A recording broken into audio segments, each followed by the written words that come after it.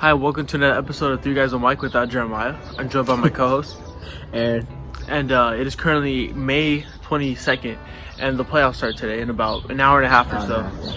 Yeah, so we're going to go ahead and give our playoff predictions for all the series. I think it's going to be a phenomenal playoffs. Probably one of the most hyped first-round matchups we've seen. Yeah, there's a lot of good first-round matchups. And but first, we're going to go ahead and give our reactions, our recap to how the play-in tournament turned out. So, Aaron, what do you think about the play-in tournament?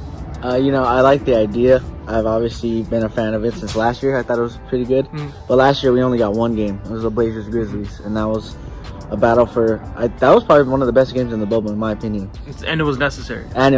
For sure. But I think this is here. The play-in's here to stay. I would want to see... I think it's good for the NBA viewers, no matter who ends up in it. Because in the West, there's always going to be good teams. For the East, this year, I feel like not a lot of people tuned in to the Pacers-Hornets because of the Pacers are missing. They're missing a lot of players in that game. But the Wizards and Celtics was a really good game because Westbrook brings a lot of viewers because he has a lot of fans. Tatum, of course, brings a lot of viewers, a lot of Celtics fans out there. But I like the idea, and I think it should be here for a while. And what do you think? At first, I like the idea. And I'm just being serious. I like the idea, but seeing it executed and the way it played out, I don't like it. And the way it played out? Yeah, the way it played out. Warriors lost? Yeah, because the Warriors lost. It's not something that the Warriors deserved that playoff spot. They were in there. And again, someone could argue, well, they obviously didn't deserve it. They lose 2 games in a row, but it happens.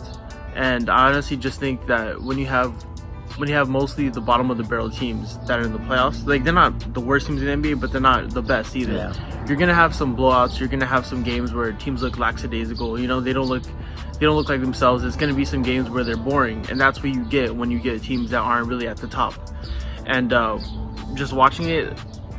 Honestly, you know how you said that it's great for the NBA. I don't think this year it played out great for the NBA. No, I think you obviously want to see Stephen Curry. Yeah, I agree with you on that one. I'm not even gonna lie. And what if the Lakers lose 2 games in there? That's a lot of viewers that they potentially could have been losing. A lot of people could have been turned off from the NBA. So seeing it play out, actually, I'm not a fan of it now. Like I thought it was an interesting idea, but again, like it's something that really wasn't necessary. The teams, they just wanted to add more games to get more viewers, spice it up with the NBA, and I obviously don't like it now. So that's just how I thought of it. Last night's game, did you watch last night's game, Lilo? No, I was at work. You're at work? Okay. Yeah. Well, let me inform you. I honestly think that we could have grabbed our group of friends, joined Stephen Curry, and the same result would have happened. Draymond Green looked horrible. I mean, he didn't look horrible, but there was some times where he was turning the ball over, having careless turnovers, which is uncharacteristic of him. That final shot to go into overtime, I haven't even seen a video yet, but he's just being like demolished on Twitter for it. Yeah, the final shot just hit all backboard, didn't hit a single part of the rim. It looked like he tried to like just scoop it up, not try to do a floater. I don't know what exactly he was trying to do. But yeah, it just sucks for the Warriors, man. I thought John Morant played amazing. You know, everyone called him out because of his 3-point shooting in his this season, only shooting 30%. Yeah, surprising performance. And if I'm the Warriors, I think this loss was solely just on them. You have to look at yourselves on it. You have to look at how you're playing. It seemed like when Curry had the ball, even his teammates were just staring at him. They weren't necessarily. If you're getting double teamed all the time, there's no reason why you shouldn't be getting these open baskets, open cuts, and stuff like that. Especially when you play with a star like him, I feel like that's your time to shine. You know, like get open, help him out, make a little run for the team. I feel like that's your time to shine the most. The turnovers killed them as well. In both playing games, the turnovers killed them. So, but I think the Warriors have something to look forward to next year. They get James Wiseman back. They get Klay Thompson back. And they could also use Wiseman for trade value. I've been hearing a lot of rumors about that. They can, and also with Jordan Poole, you know. Jordan Poole. No, I think he's too valuable, to be honest. I think he's had a good year. No, that's what I'm saying. I think they have something in him. They have a really good young talent. For sure. Someone who could come off the bench when everyone's healthy, come off the bench and take the scoring load off of the star players. I'm pretty sure, including myself, not a lot of people thought he was going to come in and have that much of an impact. Because even last year, he showed flashes of it. Yeah. But now this year, he's improved 3-point shooting a lot. And I don't think he was really that much of a 3-point shooter in college. And now he's a deep 3-point shooter. It's not like he's on the line. He's 3-4 feet behind the line. He's not afraid to pull up. So those are just our thoughts on the playing games. So something. I mean, I think it's gonna get tweaked and fixed a little bit throughout the years if it stays for that long. But as of right now, I'm not really a big fan of This it. is for sure just an experiment. Well, last year was, but I feel like this year they have a lot more time to look into it and a lot more things to add in. Those more games to it. So Yeah, more games. So we're gonna go in and start with our first playoff series. I'm gonna go with the Heat Bucks. All right. So this personally for me the best series of the first round. It's obviously a rematch of last year. The Miami Heat won in 5 games. That was the second round, right? Second round, yeah. Giannis, got hurt with an ankle injury. Honestly, Giannis is having another great season. Kind of under the radar season because he could have been MVP again, maybe. Yeah, his stats. If you look at it, that's an MVP type season. Middleton's having another great season, but where I see their X factor is in Drew Holiday. Because he's one of the best defenders in the NBA, and I think this is his series to honestly just be that third scoring option, that solid third scoring option, and just give them something and put them over the top that they couldn't really reach. Jimmy Butler looks motivated as always. I think Bam, Tyler Hero, Duncan Robinson are all going to come to play as they always do. That team's going to be ready. But I think this Bucks team is the best that we've seen in all the previous years. I've been saying this for about 2 months that this team looks, even though they're not with those other names like the Nets, the Sixers, they're the ones who are getting all the media coverage. They're one of the deepest teams in the NBA. They're one of the deepest teams, yeah. I just see this team. It's just unfortunate that this team has to go through Miami, potentially Brooklyn or Philadelphia, and then meet the Lakers. If this team could win the finals this year, that's one of the craziest playoff runs and finals runs that we're probably gonna see in the past 10 years. Like it's gonna be incredible if they win the finals. But I don't see them winning the finals because they have so many teams to get through. Yeah, it's gonna be a tough task. A really hard task for them. Really tough path to get there. But I think I see them winning in 7. Due to the fact that the Heat just have so much defensive star power, and then what you're saying about Drew Holiday really caught my eye because he's known as one of the best defending point guards. Yeah, and I think this is his series to show that because he has to go through Dragic, Hero, and then the backup point guard. Who's the backup point guard? Kendrick Nunn. He's starting now. He's starting now. Yeah. Who had a abysmal bubble run. Yeah, we all saw that. It was his time to shine. He improved in the finals this time around. Yeah, the finals he went off. But yeah, I think the Bucks win it in 7, and hopefully they do make a run to the finals because I really want to see them play the Nets in the finals. Yeah. I feel like that team, the Bucks and the Nets, that's like the perfect matchup. And yeah, the Sixers, but then you never know with Embiid and Simmons how they get hurt. But I feel like that's a team that can knock off the Nets potentially in the conference finals. So I agree with you, Aaron. I think they're gonna win in 7 games as well. You got 7 too? Yeah, I have Milwaukee in 7. I think it's gonna be one of the better series. And for sure. That may be the only one that goes to 7 in my opinion. I'm thinking that one or a few others. I think 2 others could go. But next I'm gonna go with the Hawks and the Knicks. What do you see with that series though, man? I'll just give you my record straight out. I have the Hawks 4-2 because I think that the Knicks don't have a lot of playoff experience. I think for a lot of them it's their first. RJ Barrett, I think Elfrid Payton, he may have been there once. Julius Randle has been there a couple times, but he never. Now this is his prime. Like this is him at his. I don't even think he's at his full potential. But I think the Hawks just have the Nate McMillan. He's been there plenty of times. Great assistant coach, good coach. We saw what the Hawks did the last half of the season. They went 27-11. Yeah, 27-11. And I think they just have too many shooters for the Knicks. Yeah, the Knicks are top 5, but I just feel like this team can just chuck up the ball and hit threes and the Knicks don't really have that many shooters. I just really think the best shooter is probably Julius Randle or Reggie Bullock. But the Hawks, all 5 of them, all around, except for Capella, could shoot threes. They could stretch the floor, and that's and playoff experience. And they have the vets like Lou Will, Danilo. I have them winning 4-2. So with Gallinari, Bogdanovic, as Lil was saying, they're phenomenal 3-point shooters. Sharp shooters. Capella has had another amazing season. Another underrated. Yeah, and honestly, I just think that the Knicks are they're the tougher team. They have that more. They're just that gritty New York team. You know what I mean? They have that coach too. Yeah, you know about that. Yeah, and honestly, I just see them as like they obviously haven't been very good in the past years, right? This is their chance to having home court advantage. They're gonna have some fans there. I think it's just gonna play to their advantage, and I think that the Knicks' best player is better than the Hawks' best player. I like Trae Young, but I just think Julius Randle could get it done in the clutch. I think just his size, he's really hard to defend. I think Trae Young and all of them could just have a bad shooting night, and I think Randall could be consistent in that series. So I'm gonna go with the Knicks in that series, even though it's they're my division rival. I really don't like the Knicks. I just see them. It's something about this team this year. It's something that's in the air with them, and I just think their best player is better than the Hawks' best player. Yeah, don't get me wrong. I think they should or could win simply because of 8 years. This has been 8 years coming for Knicks fans, and they're gonna have fans in there. They're gonna be hyped up. Julius Randle's gonna get his time to show why he should have been in the conversation for MVP. So, but I mean, I still have the Hawks 4-2. I have the Knicks 4-2. So 4-2 Knicks. Yeah. I think that's still going to be a very interesting series. That's another one that could go to 7. So for sure. Next, I'm gonna go with the Wizards and Sixers. Right. Me, looking at this series, it's the Wizards. They have two very good two very good star players. As we know, Bradley Beal could score 50 on any given night. Russell Westbrook could explode for an insane stat line. I think it's going to be an entertaining series, and it's going to look closer than what it actually is. I have the Sixers in 4. I mean, Sixers in 5. I have the Sixers in 5. I think Embiid's too dominant. I think Ben Simmons is playing his best basketball, his best defense of his career. I think they have the shooters now. They have the defenders. Tobias Harris is having a very underrated season.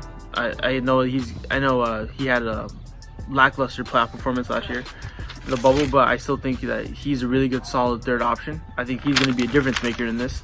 If Joel Embiid maybe gets hurt, if Joel Embiid is having a slow game, Tobias Harris can pick up that slack in scoring.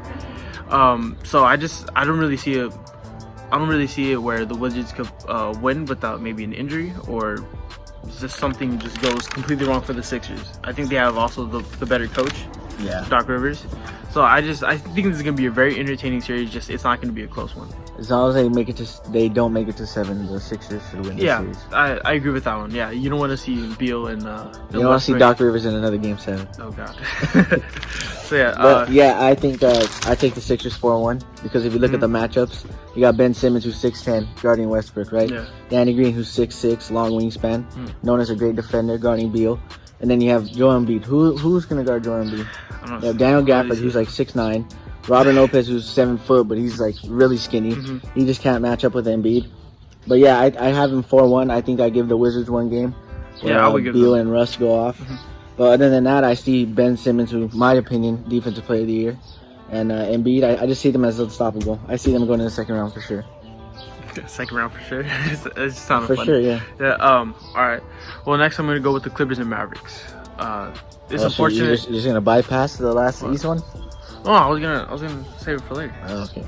But Clippers and Mavericks. It's unfortunate that Jeremiah isn't here. As you know, he's a avid Luka fan. You say Luka and a Nuggets fan. Yeah, and a Nuggets fan, which is an odd combination, but okay. But I'm going with the Clippers in the series. I'm going with the Clippers in 6. I think with the Lakers being injured this season and them not really being at full strength for the past few months, I think the Clippers are the best, well-rounded, complete team in the West. I think adding Rajon Rondo was incredible, was a great pickup for them. Adding Boogie is going to add some toughness, some experience off the bench. But I still think it comes down to what I said last year when it came to the bubble. This team has to rely on Paul George playing great. And if he could play great, that's a big if. I think Kawhi's going to bring it. Kawhi's going to be that number 1 player. He's going to be that defender. I think he's going to redeem himself from that Game 7 performance.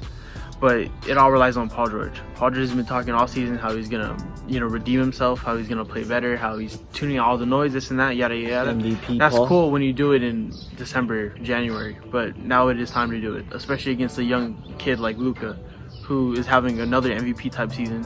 Still very young. And with the Mavs, when you look at them, they started off really slow. People were asking a bunch of questions, what's wrong with them, what's going on with them. But for the past 2 months, they went from the 10th seed to the 5th. So I think this team could, the Mavs could sneak up on the Clippers. But I think the Clippers are locked in this year. Yeah. I think they have new coaching with Ty Lue. I think Rondo's there. Playoff Rondo's going to be there. Kawhi's locked in. I think the Clippers take this in 6. Yeah, I think I've been saying this, that the Clippers are probably a better team than last year because they have all the vets in Ibaka, Batum, Rondo, Kawhi, all the whole leadership, the chemistry problem that they have. Yeah, I'm pretty sure it's all there this year. So I honestly wouldn't be surprised if Clippers Lakers meet this year instead of last year. Yeah, because last year everyone thought it was like all said and done, Lakers-Clippers conference finals. Mhm. But they're missing that one thing, and it was chemistry. I mean, you could see it That's all true. throughout the bubble. Even with the Mavs, you Mhm. saw them when Marcus Morris, everyone was telling him to back off, and then when Paul George was having that little rough shooting performance, everyone was rolling eyes and stuff like that at him. Yeah. With Patrick Beverly and Montrezl Harrell. And some people think, like, really, that's why he went to the Lakers, because I didn't think that. him and Paul George have problems. I didn't think that. But yeah, I see the Clippers winning 4-2. Wouldn't be surprised if the Mavs somehow pull off an upset due to the fact that they have Luka Doncic. Yeah. But I think this year, last year, the one thing that they lacked in the bubble was the Mavericks. Because y'all know Porzingis only played one game. Yeah, just due to his health. Yeah, and then Boban, I mean, let's be real, he He can't kinda, play that. Yeah, he's not really that athletic. He's just 7'4". That makes you a lot slower than what you actually, like, what people predict you to be. But they have Willie Cauley-Stein, who's a really good shot blocker. He gets off the floor real fast. Athletic, long. Yeah, so I mean, it's going to be a whole different series, obviously. But yeah, I think the Clippers take it 4-2. One thing that I also have to point out is that this team has Rondo, right? Who's a pest. Yeah, Pat Beverly who's a pest. And Luka has been people have been getting under his skin. We saw with Colin Sexton how he took a shot below the belt, getting a bunch of technical fouls this season, just getting ejected. So I mean, think he's the one, like, as you see him when he plays, he's one that's starting to really chip at the refs a lot. Yeah, every time he's clapping his hands at them, every time he thinks he gets fouled, just arguing with them, not getting back on defense. I'm pretty sure he's cussing them out in his own language. In his own language, yeah. So I mean, I think that's something you gotta watch out for. But if Luka, I mean, I'm pretty sure Luka's a smart young kid. He's gonna keep his composure. I mean, hey, they tried to get in his head last year with Montrez and Marcus, Yeah, but so he was still able to pull off a game winner. Yeah. So next series, I'm gonna go with the Blazers and Nuggets. I honestly, in my own opinion, I think Denver has the MVP of the NBA. I think it was kind of solidified with last night. If you have Curry, who doesn't make the playoffs, had a phenomenal individual season, but Jokic has his team winning. He has the stats to go with it. I think this is going to be a really entertaining series, but with the loss of Jamal Murray tearing his ACL, I mean, there's two ways you could look at it. You could look at it as in they're not going to do anything without him, or you could look at it as Michael Porter Jr. is getting more shots up now without him. And Michael Porter Jr. has been amazing this season. I think he's a finalist for most improved player. I think he is. Yeah, he's one of the finalists. Him, Randall, and I forgot who the other one was. I can't remember. Yeah, I can remember the third one, but yeah, I think they still have a really good squad. I think they're still going to be competitive. But I just see the Blazers pulling this one out simply because of the talent that they added. Norman Powell has been sensational this season. They got Covington, Cantor. As you know, Carmelo is coming off of the bench, and he could look rejuvenated, and at times he could look like his old self. Nurkic needs to have a big series. I think CJ is going to be there. He's going to be ready to play. He's going to be the scorer that we saw, and I think Dame is going to bring it. I think Dame, a lot of people are, either you love him or hate him when it comes to the playoffs. You think he's a phenomenal playoff performer, or people just think he underperforms and he's overrated. Yeah. Sometimes I think he's overrated, but I still think that this season he's locked in and he's going to have a great series and a great performance. So I'm taking Portland in Game 6. Yeah, I think the matchups have to play a part, because we all know that Nurkic was traded because Jokic is his rise to his stardom. Yeah. But I mean, like, when I see that matchup, it's like I feel like these two are just gonna go at it. I mean, I know Nurkic isn't no Jokic, but he's still a really underrated player, in my opinion. But I do have the Blazers in 6. What'd you say you have? 6. In 6 too? Yeah, I think they have too much star power. I mean, no point guard to really compete with Dame. You don't have Jamal Murray to go back and forth with him. You do have the MVP, but I think that's just too much star power. I mean, MPJ has to go through Covington, and I think the Blazers are just going to outshoot him. Yeah, in that 3-point. Simply it, yeah. Yeah, just outshooting them. That's really the biggest thing. Because, I mean, none of these teams really have, like top 10 defense. I don't really see much defense in this series. Yeah. It's just going to be a shootout. I have the Blazers. I think it's going to be like like how we saw in 2019, right? 2019? When they both played each other? 2019, winning Game 7. Didn't they go to that was a really good game. I think it was double overtime. Double or something like that. I know it was like a crazy game, like or 3 overtimes. I don't remember, but I know like that series was really entertaining, game, and I think there's gonna be another one that's entertaining. Next is a series that a lot of people are turned off from. due to last night, but Grizzlies and Jazz. What do you see with this series? I do like the Grizzlies. I like John Morant. I like Dylan Brooks. I like Jonas Valanciunas. But I don't see them coming past this Jazz team. I see them getting swept. Ooh. Maybe give them a game. Maybe. But I just think Gobert is too much in the paint for Ja. I mean, he's not going to have those lanes like he did last night because, Yeah. And then you have Mike Conley going against his own team. Yeah. I mean, you can't say that he doesn't have motivation from that. And then Donovan Mitchell, I think he's going to try to come back this series. I really hope he does. But even if he does come back, I still take the Jazz. You have Joe Ingles, who's a 6th Man of the Year finalist, which just came as a surprise to me. Yeah. When I saw that, I was like, hold up. And then you have Jordan Clarkson, Bogey, another 6th man, another 6th Man of the Year candidate, two 6th Man of the Year candidates on the same team. And the one thing that the Grizzlies lack is bench, and you have those two coming off the bench. I mean, it's just a done deal right there. I think there's too much defense for the young Grizzlies team. Yeah, I just had the Jazz in 4. And again, this is something that has to play a factor, and it's something that we haven't talked about in a long time. That the Jazz they allow a lot of fans, right? This team is it's going to be electric in that arena, you know what I mean? And the Grizzlies are really an inexperienced team. So I think when it comes to it, the Jazz it's just a bad matchup for them, honestly. So I see them getting swept as well. You could give them one game if John Morant does what he did last night and just balls out in the clutch, but I don't really see them pulling it out. That's just too much to handle for a young team in that position. Yeah, I know, it sucks. So next I'm going to go with Lakers and Suns. I think this is going to be a really intriguing matchup. As you know, Lakers are the first 7 seed to be favored over a 2 seed. Lakers are still looking to get back to their 100%. LeBron is still coming off of a phenomenal game, a phenomenal shot. And this is something that I wanted to ask you. That's something I wanted to ask you. Did you think that shot was luck, or what did you think it was? Because it's been a debate. I know he had to heave it, but I mean, it's not like he hasn't made a deep 3 in his career. You know what I mean? Like I understand it's a heave, but if you don't think that he wasn't, like, if he was getting the ball back, if you didn't think he wasn't going to shoot in that situation, then you're crazy. Like, he was not just going to hold the ball, and he had time too. I think he had like a second to pull the trigger, because Curry had time to run up on him and put a hand up. There's different things about that shot. I thought Curry could have just played deep, like he kind of went like that in the middle of it. But if you have time to go like this and put a shot over your head, that's not just throwing it up for luck. A luck shot is just like tossing. The reason why I think it was luck, and this is me saying it's luck, doesn't mean that LeBron's not a clutch player. I think LeBron's a clutch player. I think he's one of the most clutch players of all time. So me saying this is luck does not mean that I'm hating on LeBron. But if you're blind, you're seeing three rims, as he said. You were on the floor for about 5 minutes. I think it was luck had to play a part in that shot. If you're blind like that, I think luck had to play a part in it. It's still a great shot. It's still phenomenal. Something that we're going to talk about for years.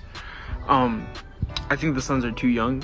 I think adding Chris Paul was phenomenal. The best, maybe the best pickup acquisition, of the offseason.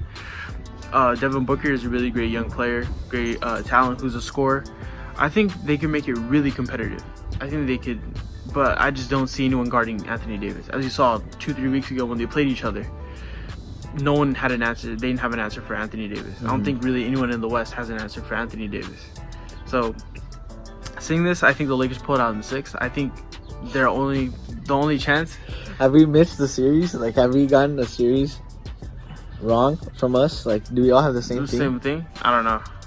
I have Celtics in 7, but Lakers in 6. I think the Suns, if they could get it to 7, having home court advantage, I think that could be a factor and that could play to their advantage.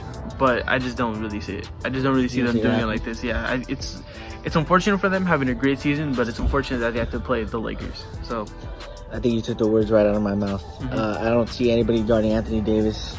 Don't get me wrong, DeAndre Ayton's a good player. I think he's going to be a top center in the future. But his defense still hasn't improved enough for me to take them over this series, because that's the X factor right there is Anthony Davis. True. Yeah, he's because they have people to throw at LeBron, but Anthony Davis is just him. If he plays the way he did in the bubble, then the Lakers are going to be back in the finals for sure. But the Suns, I think this is a 1-year experiment. Next year, hopefully they re-sign Chris Paul. And next year, maybe we see them top 3 again. Yeah. But this year, I mean, it might be a first-round exit. And that sounds It sounds. That sounds so biased, but it's just they're going against the Lakers. Yeah, they're you going know, against the Lakers. that's just if it does suck that that's their first round matchup. But I do have the Lakers in 6. I have the Lakers as well. Going on with our final series, we have the Celtics and Nets. Now, I think there's another series just like the Wizards and the Sixers that I think is going to be entertaining, but it's not going to be That's close. a little disrespectful. I mean, it's not. I mean, watching my It's a team all little bit. year. Now, there's a person that I'm sitting next to right now. He said about, I think in January, that he would take Bradley Beal over Jason Tatum. I said that. I looked him That's dead such a, in you're such a liar. we were in the parking lot of Starbucks. I looked You're him such dead a in the liar. eyes and I said, little man, you are insane. Okay, listen. Okay, but he said right now. At that time, that's when Bradley Beal was an MVP. Bradley Beal was never in the MVP conversation, okay? Yes, he was. Listen, another person He's who's just not hating. here right now, my friend Aaron asked him, he was like, what do you think about Jason Tatum? And Jeremiah said, he'll never be a top scorer. I don't know what that has to do with anything, but ever since then, that was in late March? Ever since then, Jason Tatum has had a 53-point game, a 44-point game, battling out with Stephen Curry, a 60-point game, bringing his team back from a 32-point deficit, and a 50-point game in a play-in tournament. I think Jason Tatum has solidified himself as a superstar. I was going back and forth in my own head about who he's better than. Maybe a few players you could throw in Paul George. I think this performance, this stretch of the last month, I think it puts him above Paul George. Because I don't really see Paul George doing this when his team needs it, when his partner is out, when Kawhi's out. I don't really see him doing stuff like this. I mean, yeah, we all saw what happened when his partners were. He lost Yeah, by 50 lost by 50 to the Mavs. So I think it's insane to think about. It sucks that Jason Tatum, whatever you're gassing up Tatum, I know, you but haven't even seen the series prediction I yet. know, man. Chill. I'm saying Kemba Walker also. He's emerged in the past games. In the past 2-3 weeks, he's been averaging, I think, close to 30 points a game. I think Aaron Nesmith and Peyton Pritchard are 2 key rotation players going forward. But I just don't see this team having the health or the firepower to take on the Nets. Even the Celtics at full strength, I don't see them really challenging the Nets. I think they could try to steal a game on the road. Full strength, I think they take him to 6. Yeah, full strength, I think they take him to 6, but I'm saying, like, as of right now, Robert Williams he's set to play game 1, but as you saw, he took a nasty fall, tripping over Jason Tatum. That'll be really good though if he comes back. If he's fully healthy, but the thing is, he keeps on coming back and re-aggravating his foot or his toe. So it just sucks. I think the only thing the Celtics can maybe look to take advantage of is that the big three is coming back and they haven't really had much chemistry. They've had about 10 games to play with each other this season. But I think maybe the Celtics could steal a game. I think they could have a really good game at home. As you know, the Celtics are bringing back more fans now. I think they're going to be almost to full capacity for on May 29th. So I think this series could potentially go to 6, but right now I'm saying Brooklyn in 5. I think they're just too powerful. This is the top 3, trio that we've seen scoring-wise, maybe of all time, scoring-wise. So it's going to be a tough deal. Again, just like the Suns, it sucks that our first round matchup is against the Nets. So. Brooklyn Nets. Yeah, I agree. Tatum is a superstar, solidified superstar. But I think this, once again, it's too much star power for him. Yeah. He doesn't have the help coming off the bench. Marcus Smart has been... On the offensive side, he's been selling. But defense, he's always going to bring the intensity. But yeah, like you said, the big three coming back. I still think that's too much star power, even though they haven't had the chemistry. Yeah, but the one thing that they have, the biggest plus for them in this series is the bench. I forgot to add that in. And the way that Kyrie and KD have their chemistry flowing right now is honestly crazy, considering the fact that Harden came in and they let him take over the point guard role. Yeah. And then they tell everybody else to just shoot, and then they do the rest. Yeah, but I think it's a sweep. Yeah. You think it's a sweep? I think it's a sweep. Yeah, I mean that could be a sweep as well. I honestly thought I was gonna get hit right now. No, it could be a sweep as well. But just like with the bench, even if they didn't have a deep bench, you could put KD and Kyrie on the bench and have Harden out there. You can mix and match them. So you're never gonna have a lack of scoring with those three all suited up. Yeah, I think it's gonna be an entertaining series though, because as we know, the Brooklyn Nets lack defense. I think they've improved since then, but another thing too, they've lacked defense, and I think Jason Tatum could have a very Bradley Beal like no shade to Bradley Beal, but I think he's gonna have a Bradley Beal like series where he's gonna put up a lot of numbers, but it's not gonna result in wins. So I think it's going to be interesting as a Tatum fan, a Celtics fan, to watch it and see how they play against this team. Yeah. A juggernaut of a team. But I don't see it really being close out of Brooklyn in 5. I obviously want Tatum to guard KD, but I want to see them throw Marcus Smart at both of Harden and Kyrie. I feel like he's the only one who can give him a hard time. I mean, you could switch off Marcus Smart with on Kevin Durant too, because he's really good against bigger defenders. He's not afraid to get in there and get nasty. Yeah. But Durant is like harder to defend. Like even the best he's defenders. long. He's like a spider. So. Yeah. But I think it's going to be a very interesting playoff first round. Even with the second round, I think the second round, any matchup, anywhere you go, it's going to be phenomenal. So I think we're in for a really good playoffs. Anything you want to add, little man? I think we covered it pretty well. Just let us know what you guys think is going to be the best matchup, or if any of our takes are just like too stupid to even react to, or who you think's going to win the series. Who do you have? Who do you have in the second round? Who do you think's going to make the finals? Yeah. Because a lot of people have a little different stuff right now. Yeah, considering the fact that the state that the Lakers are in, and the Nets big thing coming back, and everyone's questioning their chemistry. So it's gonna be fun to watch. Yeah. On our Instagram, follow us on Instagram at 3GUYS1MIC. We have polls, we have questionnaires on there. We're active now. We're active now on that. Thanks to this guy right here. We respond to DMs. Just anything you guys want to talk to us about. Please like and share the video. Subscribe if you guys haven't already. It helps us out tremendously. So just want to say thank you guys for watching. Thank you. And see you guys next time.